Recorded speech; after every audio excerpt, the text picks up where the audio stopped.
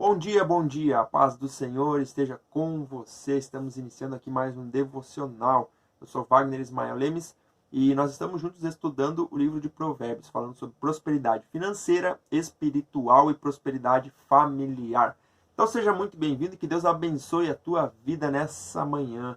Já se inscreve no canal se você ainda não é inscrito, tá? Se é a primeira vez que você está aqui, ou se você já me acompanha, mas não se inscreveu, faça isso agora mesmo, ativa o sininho das notificações. Se você quiser me seguir lá no Instagram, @Wagner Ismael Lemes, e também no meu site, wagnerlemes.com.br. Você será muito bem-vindo, tá bom? Vamos à leitura, então, hoje no capítulo 16. E o capítulo 16 tem muitas lições importantes para a nossa vida. Eu quero que você fique muito atento, tá? Preste bastante atenção naquilo que nós vamos ler aqui em Provérbios, no capítulo 16. Aquilo que nós vamos ler aqui vai transformar a tua vida, tá? Então, vamos lá, capítulo 16, versículo 1, já nos diz assim: Ao homem pertencem os planos do coração, mas do Senhor vem a resposta da língua. Todos os caminhos do homem lhe parecem puros, mas o Senhor avalia o espírito. Olha só que interessante, esses dois primeiros versículos, eles falam sobre o futuro, sobre os planos, sobre aquilo que a gente deseja realizar. A gente tem que realizar, ou melhor, planejar, chegar a um objetivo, ou alcançar determinado objeto, ou melhor dizendo, um projeto, né? Porém, aqui ele está dizendo que a resposta sempre vem do Senhor. Olha só um texto que está lá em Jeremias, no capítulo 10, versículo 23, que diz assim: Eu sei, Senhor, que a vida do homem não lhe pertence. Não compete ao homem dirigir os seus passos. Olha que interessante. Ao mesmo momento que ele fala ao homem pertence os planos do coração, Jeremias já diz que não compete ao homem dirigir os seus próprios passos. O que ele está dizendo com isso? Que nós não temos sabedoria suficiente para guiar os nossos passos no caminho certo. A gente precisa de ajuda. A gente falou ontem sobre os conselhos, né? A gente precisa de ter conselhos, mas principalmente o nosso maior conselheiro é a palavra de Deus, é o Espírito Santo. Então, a gente nunca vai ter assertividade nos nossos planos se nós não confiarmos em Deus. A gente precisa fazer planos, a gente precisa se organizar, mas a resposta sempre vem do Senhor. Então, aqui já fica esse primeiro conselho aqui para nós, né?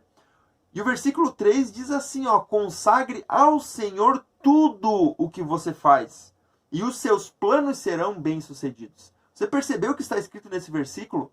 Consagre ao Senhor tudo o que você faz, e aí sim os seus planos serão bem-sucedidos. Aqui é uma condição, uma condicional de que se eu consagrar aquilo que eu faço ao Senhor, eu serei bem-sucedido. Caso contrário, eu não terei o favor de Deus. A gente falou sobre o favor de Deus, que é quando as coisas começam a dar certo e a gente entende que não é pela nossa própria força, mas é pelo favor de Deus sobre a nossa vida. Então, quando a gente consagra tudo aquilo que a gente faz ao Senhor, os nossos planos começam a dar certo. Eles começam a funcionar, a ser bem-sucedidos. O Senhor faz tudo com um propósito, até os ímpios para o dia do castigo. Olha só que forte isso. O Senhor detesta os orgulhosos de coração, sem dúvida serão punidos. E aqui ele está falando, então, exatamente daquelas pessoas que não querem ouvir a palavra, não querem aceitar a palavra no seu coração. Esses são os ímpios. E a palavra aqui justamente diz que Deus preparou os ímpios para o dia do juízo. Eles serão punidos por conta de não quererem aceitar e de ter orgulho no coração. Por que o orgulho ele é detestável diante aos olhos do Senhor? Porque o orgulho faz com que a pessoa seja autossuficiente. Essa pessoa acha que não precisa de ninguém. Ela se autossustenta, ela não precisa de ajuda de ninguém, não precisa de orientação, não precisa ser guiado pelo Espírito. Essa pessoa é orgulhosa e isso causa no coração de Deus uma repulsa em relação a essa pessoa. Então ela vai receber o seu castigo, a sua punição. Versículo 6. Com amor e fidelidade se faz expiação pelo pecado. Com o temor do Senhor o homem evita o mal. Olha só. Quando os caminhos de um homem são agradáveis a Deus, ele faz até que os seus inimigos vivam em paz com ele. Esse é o motivo pelo qual você vê que aquelas pessoas que têm sabedoria, elas não precisam ficar se encrencando com os outros, não ficam discutindo com os outros, não precisam ficar brigando, perdendo tempo com discussões que não vão chegar a lugar nenhum. Por quê? Porque essa pessoa, ela agrada ao Senhor. Os caminhos dessa pessoa agradam ao Senhor. Olha só, mais uma vez eu vou ler. Quando os caminhos de um homem são agradáveis ao Senhor, ou seja, os caminhos aqui referem-se à conduta, à forma como a pessoa vive. Ou seja, a pessoa que vive de acordo com a vontade de Deus, agrada a Deus. E isso faz com que até os inimigos vivam em paz com essa pessoa. Você percebeu que interessante isso? É melhor ter pouco com retidão do que muito com injustiça. E aqui nós estamos falando exatamente de que a gente precisa ser justo em todos os nossos caminhos. Na forma como a gente age, a gente precisa ser justo. É muito melhor a gente ter pouco com retidão do que muito com injustiça. Tem gente que consegue ter muito, mas de forma injusta. Essa pessoa vai sofrer as consequências. Ela não vai ter paz no coração.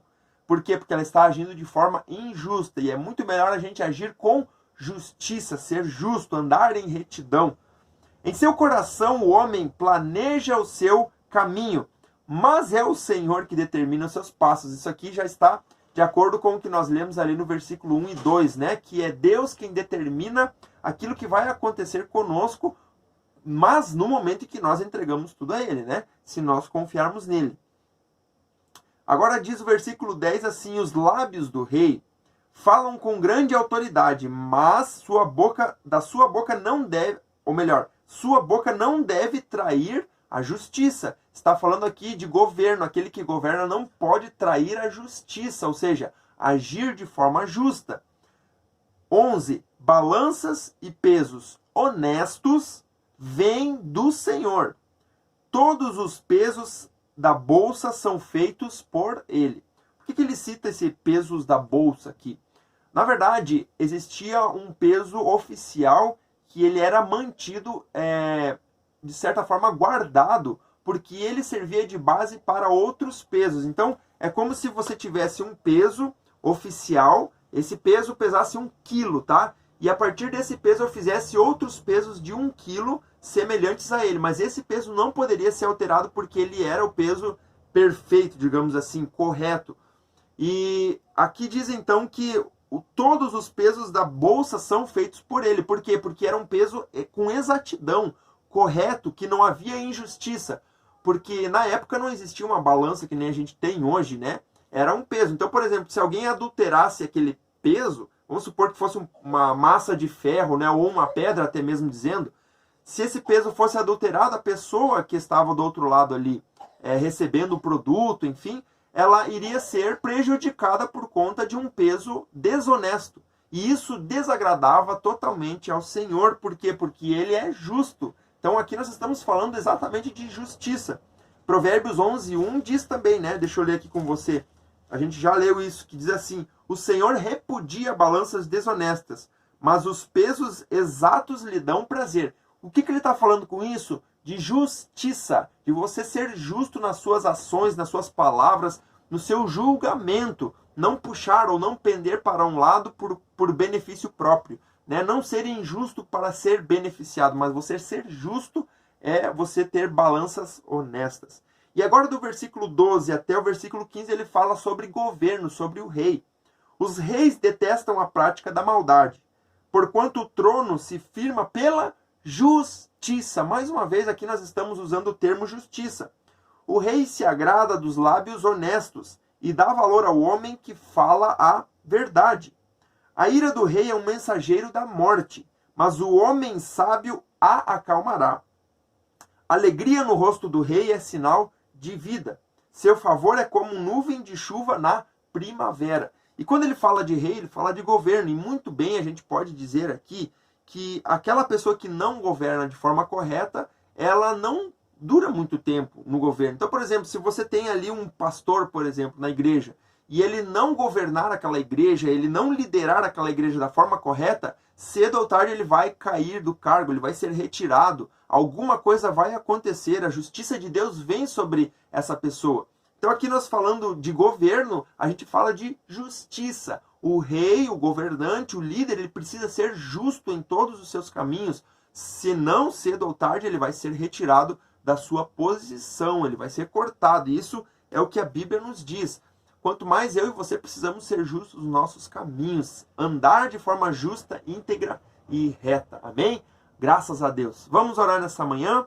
Vamos agradecer ao nosso Deus por esse momento especial de palavra. Aqui nós podemos refletir e ser abençoados. Vamos orar, Pai. Te louvamos por essa manhã, por essa palavra que falou conosco sobre a justiça. Nós precisamos agir de forma justa, ser justos em nossos caminhos, porque a gente entende, Pai, que o nosso coração ele planeja muitas coisas. Às vezes aos nossos olhos, os nossos planos são corretos, mas às vezes a gente está agindo de forma injusta, planejando coisas que não vão te agradar. E a gente pede, Pai, que Tu nos dê sabedoria nos nossos planos para que a gente possa agir de forma justa nas nossas palavras, nas nossas ações e julgamentos, que a gente possa ser justo em todos os nossos caminhos. E assim sabemos que todos os nossos planos serão bem-sucedidos, ó Pai. Nós teremos sucesso em tudo aquilo que a gente for fazer, se nós andarmos, se nós agirmos de forma justa. Por isso nos ajuda, Deus, e nos orienta pelo poder do Teu Espírito Santo, em nome de Jesus. Amém e amém. Graças a Deus, que Deus abençoe tua vida, que Deus guarde o teu dia. Se inscreve no canal se você ainda não fez isso, tá? Me segue lá no Instagram. Também deixa o teu comentário aqui embaixo, o que Deus falou com você nesse dia. E amanhã estaremos aqui novamente, eu espero você, tá bom? Até lá e que Deus te abençoe.